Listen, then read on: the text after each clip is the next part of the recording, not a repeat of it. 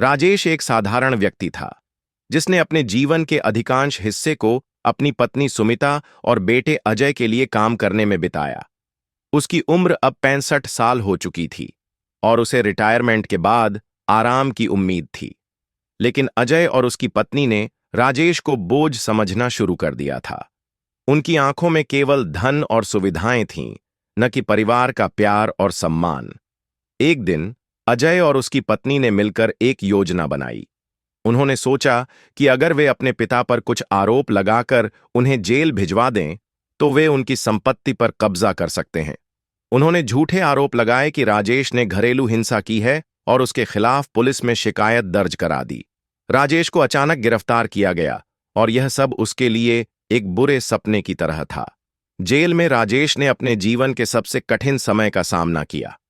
उसने अपने बेटे और बहू के प्रति गहरी निराशा महसूस की, लेकिन जेल में रहते हुए उसने कई अन्य कैदियों से दोस्ती की और उनकी कहानियां सुनी। उन्होंने समझा कि हर किसी का जीवन संघर्ष से भरा होता है और यह भी एक चुनौती है। कुछ महीने बाद राजेश की पत्नी सुमिता ने अपने पति को जेल में देखने का फैसला किया। उसने देखा कि राजेश ने जेल में खुद को काफी बदल लिया है और वह पहले से ज्यादा मजबूत हो गया है।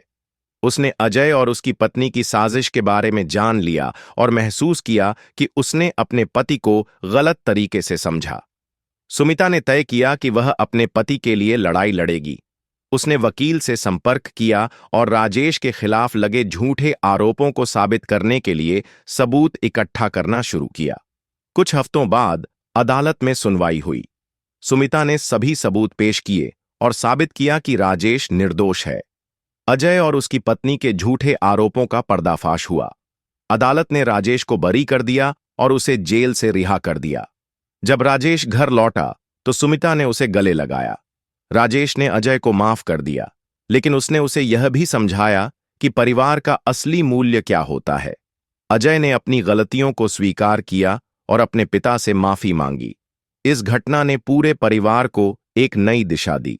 उन्होंने साथ में बैठकर नए सिरे से अपने रिश्ते को मजबूत करने का संकल्प लिया।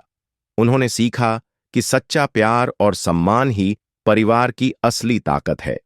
इस कहानी ने हमें यह सिखाया कि कभी-कभी हम अपने प्रियजनों को गलत समझ लेते हैं और उनके प्रति अन्याय करते हैं।